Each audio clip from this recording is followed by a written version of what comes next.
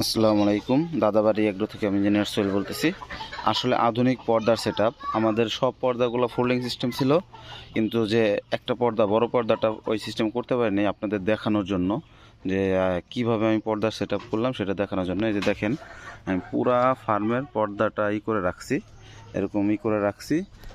এখানে একটু খেয়াল করেন, ওই যে একটা পাইপের মাধ্যমে আমি একটা রশি এদিকে টেনে দিছি সবগুলা। এদিকে দেখেন, ওই যে প্রত্যেকটা পাইপের মাধ্যমে আমি রশি টেনে দিছি।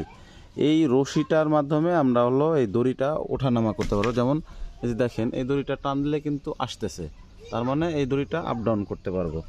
এখন আমরা করতেছি কি, আপনার এই যে পর্দার এই মুখের মধ্যে, এই মুখটা দেখছেন সেলাই করা, এই মুখটা সেলাই করে নিয়ে আইছি এবং নিচের মুখটাও সেলাই করে নিয়ে আইছি।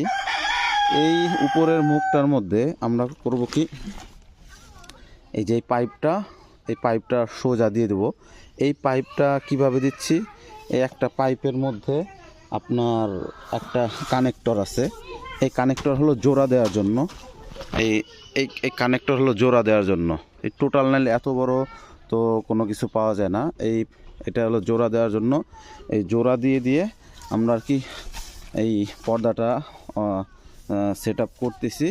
এইটা দেখা যাইতেছে যে এই পুরা আমরা উপর থেকে যে সময় আমাদের দরকার, উপর থেকে নিচের দিকে নামাই দিব। উপরে ফাঁকা থাকবে, আলো বাতাস ভালোভাবে ঢুকতে পারবে। আবার যে সময় আমার দরকার উপরের দিক টেনে দেব।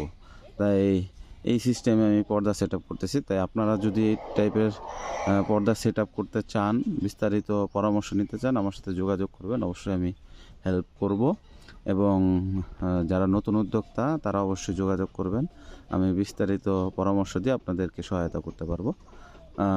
আর আমার পর্দার সেটআপটা কেমন হলো আপনারা অবশ্যই সেটা জানাবেন কমেন্টের মাধ্যমে। এবং